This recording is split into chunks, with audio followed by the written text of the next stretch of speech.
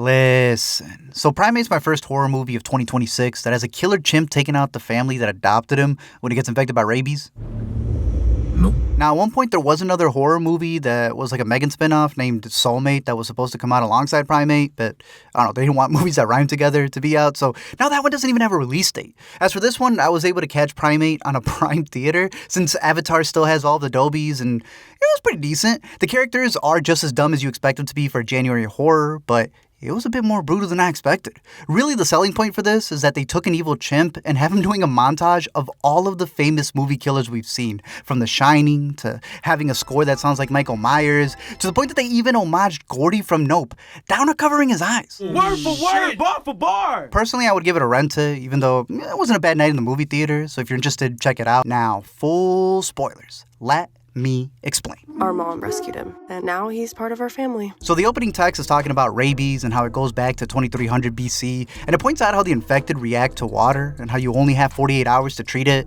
And since the movie's gonna take its time building up the characters, the intro decides to jump 36 hours ahead so that we can see the first kill real quick. We then go back and get a little montage of this family in Hawaii who have a famous author as a dad, a mom who was practically Dr. Dolittle and used her linguistics degree to talk to animals and help humans communicate with them. So both of her daughters ended up growing up with a chimpanzee named Ben. We're in Hawaii, baby! Turns out that after her mama died of cancer, Lucy left for school in the States and just never came back. But now she's returning with her childhood friend Kate, who I'm assuming has gone back, so she decides to bring a third wheel with Hannah, who obviously they're gonna prank when she sees a chimp. My hand? He wants to shake my hand? Yeah. At the airport, Kate's brother Nick picks them up since he never left the island, and since he's single now, Lucy's looking to finally ask him out, if he makes it till the end. But it gets juicy because Lucy's not the only one eyeing him. La madre de Lucy quería hacer que los humanos y los chimpancés nos comunicásemos. She catches up with her dad, who's going to be gone for his book tour since they're turning it into another movie. And having Oscar winner Troy Kotsur in this role I thought was really interesting because they're able to play with his perspective and do some scenes completely silent.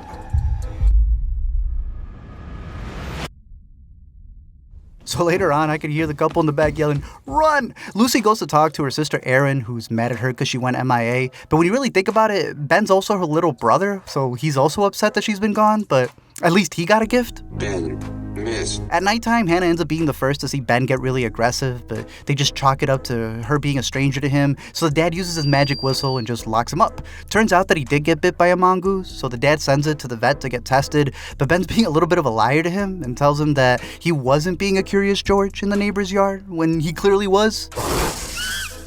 After the dad leaves for the book signing, we see the group party in the most insane poolside by a cliff. They're blasting Charlie, who's going to be in theaters for the next 2 months, and the girls start going bananas over Nick. Hannah, are you gonna call those guys you met on the plane? The ones you said you liked? We then go back to the intro scene since it's been 36 hours, and we see Ben take out his handler, who came in to check on him, and it's nasty. He took his Face. Kate then wakes up to find Ben foaming at the mouth in the kitchen, with his bear looking like it just went through the Revenant. There's something wrong with Ben. Their first idea is to tie him up, which, Ben's not stupid. He is jealous, though. Yet in the process of getting the rope, Nick makes the most noise possible, setting him off. They realize the handler's missing as Benjamin goes bonkers and bites Lucy's little sister, so Hannah yells to shoot it immediately. Immediately? Yo, no. Immediately? They all then jump into the pool since Ben can't swim, and they all read the opening text. But Lucy's sister starts questioning if she's infected too. Well, I'm looking at everyone trapped in the pool, swimming in her blood like, y'all gonna get it too. In the pool! Ben can't swim! The thing with chimps is that they can't climb, so Ben makes his way around the pool to the ledge where Nick gets the brilliant idea to stiff arm him off, only for Ben to throw Nick 47 meters down. And they show him get crushed head first.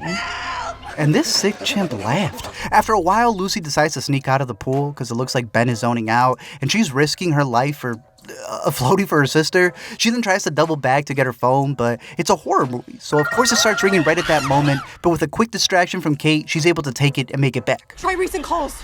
Yes, it's ringing. Brad? The only call they're able to make before dropping it is to the frat boys that they had met earlier at the airport before Ben climbs on the lights and yanks Hannah's hair, almost scalping her. Yeah, this chimp's no chump. It's not Ben anymore. We then see the dad at the book signing, which again zones out the sound, but it's here where he gets the text from the vet confirming that the mongoose has rabies, and it's the first case of it on the island, so the dude leaves the signing and books it back. Lucy, bad. Bad.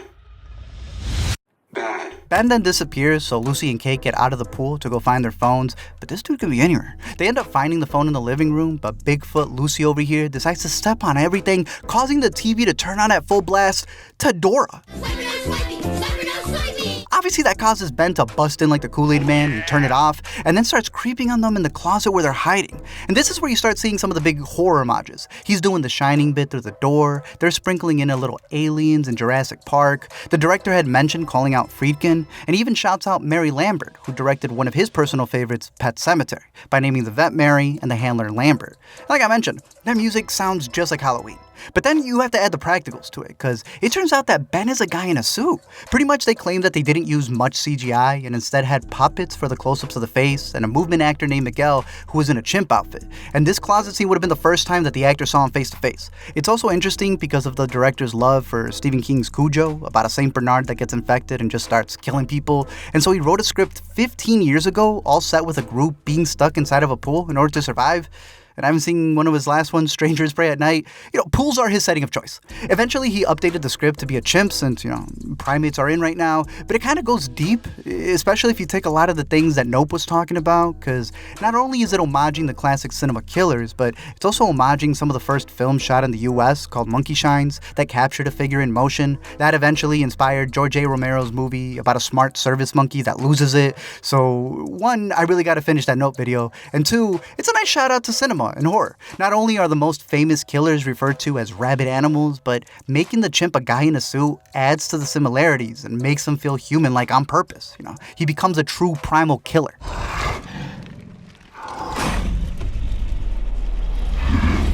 After smashing through the door like he's Chimp Nicholson, he dips since they got the homages they needed, and the girls tiptoe out just to get jump scared when he's waiting above them and pounces. Ben.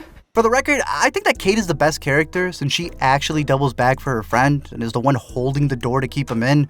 But of course, Big Ben breaks out of the huddle. Lucy then takes her time to go back for her friend Kate, who's getting a beatdown. And I'm talking, it gets to the point where the camera does a full 360 like this girl's on the red carpet, and then she walks up to her just to watch her friend get rocked 4 times.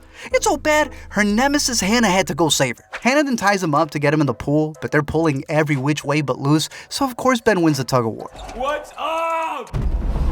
Sure this is the right place? The password bros eventually come through and just make more of a mess as they go through the rooms. Who the hell has a pet chimp? And the first guy easily has the best kill of the movie, may even be jaw-dropping to some, as Ben gets insulted by the dude, and so he rips off his mouth and wears it. Like the Killing Joke. The other bro eventually finds the girls, but Ben finds him faster, so while he's getting killed off-screen, Hannah sneaks off on-screen to make it to the car. 911, what's your emergency? And girl got the wrong keys, so now she gets smashed in the back seat, just not by the boys like she wanted.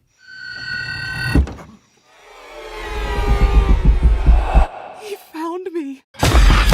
Lucy continues to be the worst in a family full of geniuses because she's walking over the glass that she herself saw break and straight up steps on a piece. She ends up screeching in full Dolby audio, echo and all, so of course Ben pulls up right there. Soon the dad gets back home, but he's just walking around in silence and seeing the complete mess that they made while Ben's bouncing in the back. And look, I'm not saying that he should be like Daredevil or something, but I feel like he should have felt the jumping.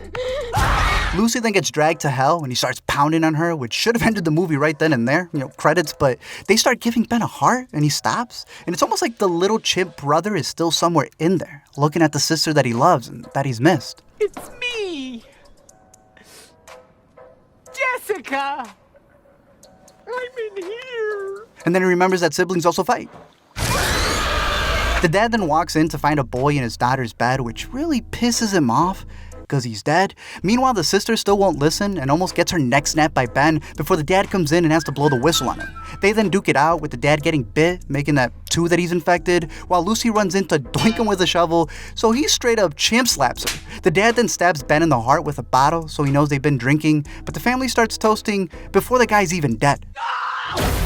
Ben tries to bum rush them over the ledge, but Lucy was ready to make up for all the lost time and sacrifices herself, only for Ben to fall to his death and her to get saved by her pops. By the end, you'd think they learned their lesson that chimps are meant for the wild and not to be pets, much less brothers. The sister is able to forgive Lucy for being gone for so long because she saved their lives, and the movie officially ruined all of those videos where animals talk through sound effects.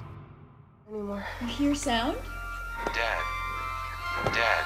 Thank you all for checking out this video. I'm curious to know your thoughts down below in the comment section, whether you liked it, whether you didn't, if it surprised you or not. I thought it did have some dumb characters, but solid kills for the count, you know? Some interesting camera work. I really like the Troy scenes, even though if you watch this in a theater, they get really quiet. So you might notice some people that need help reading, especially, you know, when it gets super silent. You can like sense them going word by word. I see that little ball jumping over them words when you read. So I'm just saying, some of y'all need to watch Dora. Anyway, let me know your thoughts on this movie, what horrors you're looking forward to in 2026, what other LME videos you want to see, and until next time, don't forget to comment, like, subscribe, or the dawn of the apes will rise. La madre de Lucy quería hacer que los humanos y los chimpancés nos comunicásemos.